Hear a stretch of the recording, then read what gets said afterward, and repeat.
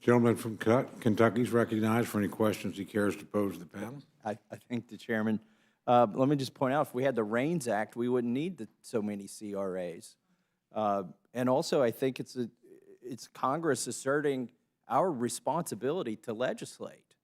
I mean, what we're doing when we pass the CRA is saying, no, well, the executive branch has expressed an opinion to make something have the force of law, and we're saying, no, thank you. We'll go about doing that job, which was given us in the Constitution, given to us. It's not very often we have a rule that deals with fentanyl and truck motors at the same time. Maybe we could get the truck motors to run on fentanyl if it's so concentrated. But let me start with the truck part of this. I've owned an F-250 for 26 years, the same F-250 actually, and I've owned an electric car for 10 years. And I went to buy another F-250 for my farm, haul cattle, hay. And I thought, well, let's look at the electric ones. They don't make an electric F-250, and we'll get to why here in a bit. It'll be obvious. But I could make an F-150 work, and they make those electric. You can't get to the stockyards and back in an electric car or in an electric truck. It's not practical. It's the F-250 and the comparable trucks that are made by GM and Dodge, those are the meat and potatoes of entrepreneurs. If you look at what is the backbone of what they use to get the job done, it's going to be a 3/4 ton or ton truck. Farmers, this rule that the administration has promulgated is very regressive. As you said, Mr. Johnson, it's going to hit the farmers, the landscapers, the home builders, the surveyors, anybody that needs a professional truck is going to be hit by this at a time when it takes a year sometimes to get one of these trucks. They're in such high demand, and it's so hard to produce them with the supply chain we've got. Can you talk a little bit, Mr. Johnson, about why this rule is regressive, to have the same thing applied to semi-tractor trailers that applies to a farmer's truck? Well, absolutely, and regressive is a very good word, because as I mentioned earlier, when you're talking about small operators like farmers, like the independent truckers, even with the 18-wheelers, independents that own maybe one or two trucks, and that's their livelihood. The owner-operator is sitting in the cab of that truck, operating it day in and day out. They're not going to be able to afford to go to the new technology and spend the $8,000 that's required. They're going to stay with their old truck, because you can get a lot of miles out of these trucks. You can keep overhauling the engines. You can keep working on them.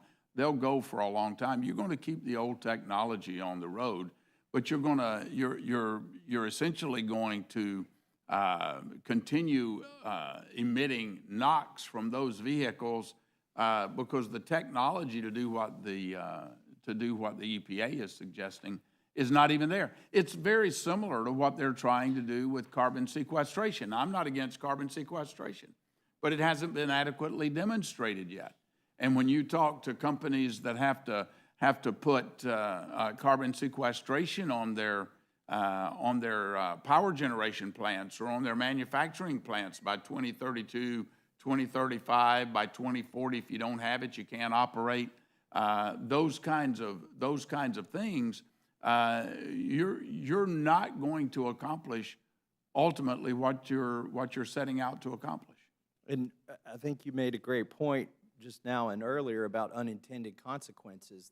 This is going to have it's going to have a different effect that's 180 degrees in the other direction from what they intend. If you don't see a lot of F-250s and F-350s in Washington, D.C. Yeah.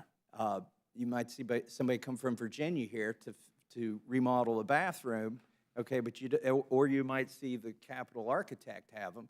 But other than that, you just don't see them here because we don't make anything in D.C. Well, here's the kicker: $39 to $55 billion.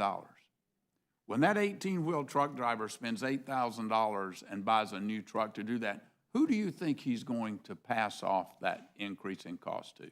Well, here's, To the person that he's hauling Yeah. for?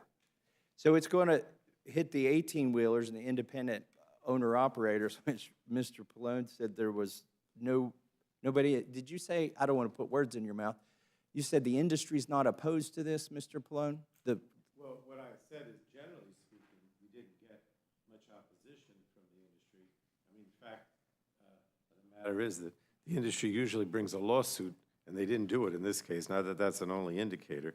But I mean, I do want to say, maybe, I don't know if this answers your question, but, the final rule has all kinds of protections for small business owners in the trucking industry and flexibilities for compliance that were negotiated with the industry. I don't want to go through them all, but for example, longer useful life periods to allow manufacturers to improve durability of emission-related components, increase emission-related warranty periods to ensure better performance, also the period for filing a petition. I mean, there's a whole bunch of things that were done in order to try to accommodate small businesses, but I'm not familiar enough with trucks the way you are to comment on all these things, I thought I mean, I I gotta heard be you honest. say a couple times that industry wasn't opposed, and then I heard Mr. Johnson give a list. They may, I mean, I'm not going to dispute his list, but the fact of the matter is that there was a lot of negotiation with industry, and I think if you went back to those groups, they would say, yes, we had a lot of input,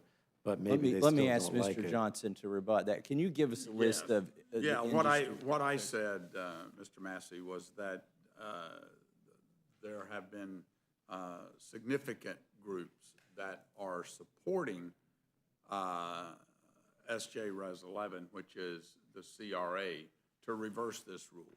The American Trucking Association, the Owner-Operator Independent Drivers Association, Transportation Intermediaries Association, the National Tank Truck Carriers, Truckload Carriers Association, National Federation of Independent Businesses. They represent thousands of small business owners across the country. So I think there is significant indication from the trucking industry across the board that they support reversing this rule. And I would add to that list American Truck Dealers and Truck and Engine Manufacturers Association, And at least one farmer. and at least one farmer, if not millions of farmers. Another unintended consequence, when you're on the interstate, and I've recently been driving back and forth from D.C. to Kentucky, you notice as many of these small carriers, F-250s, F-350s, typically a dually, carrying pulling a trailer behind it, a gooseneck trailer, they are carrying what would be less than a full load for a semi. If we regulate those smaller trucks out of existence, you're going to have the bigger trucks carrying a load that's a quarter of their capacity, emitting more than the smaller truck does now. If you had a brand new truck under these regulations, a semi-tractor trailer truck that's hauling practically an empty load because there's no other way to get from A to B because we've regulated the little guys out of business. They call it, this niche is called hot shots, where they use a dispatcher just like the big trucks, and they find loads and they go get them, and they do it very efficiently. And it's one person. They typically own their truck. You're and right. their trailer. You're right. So when they're gone, we're going to have semi-tractors that are a quarter full. So I support the CRA to repeal this. We really should be writing these laws ourselves and not leaving this up to, this is in the tens of billions of cost. I can understand if it's just a little adjustment to some law that we wrote. That's not what this is. This is making it from whole cloth. I won't go on any longer on that, and I have just a very quick question on fentanyl for you, Mr. Griffith, which you might have anticipated. Where in Article 1, Section 8 do the founders give us the authority to pass a bill like yours? Specifically, which portion? Well, your bill regulating fentanyl or synthetic versions of it, we have certain enumerated powers, and which of those enumerated powers are you relying on to promulgate this law? Well, and the gentleman raises a good question.